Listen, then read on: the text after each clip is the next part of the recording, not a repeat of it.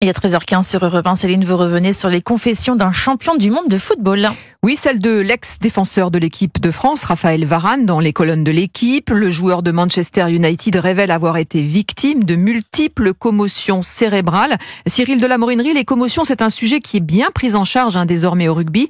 Mais dans le football, cela reste encore quelque peu tabou. Oui, Raphaël Varane témoigne pour faire bouger les lignes dans le football. Le défenseur de 30 ans révèle avoir senti des symptômes de lésions cérébrales après des chocs à la tête. Il cite deux exemples. D'abord, lors du match de la Coupe du Monde 2014 contre le Nigeria, je cite « Je prends le ballon sur une tempe, je termine le match, mais je suis en mode automatique. Si quelqu'un m'avait parlé, je ne sais pas si j'aurais été capable de répondre. » Mais aussi, après un match de championnat espagnol, je me sentais sans énergie, je n'arrivais pas à me concentrer. Fin de citation. Raphaël Varane a raison d'alerter sur les dangers des commotions cérébrales, confirme le docteur Emmanuel Oran, directeur de la cellule médicale à la Fédération française de football.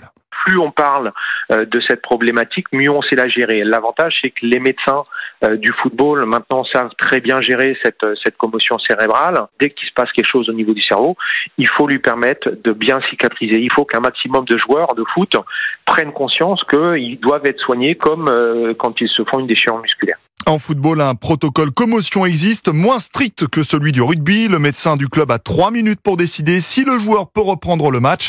La saison dernière, il y a eu 18 commotions en Ligue 1 et Ligue 2 et 9 depuis le début de la saison. Les précisions de Cyril de la Morinerie pour Europe.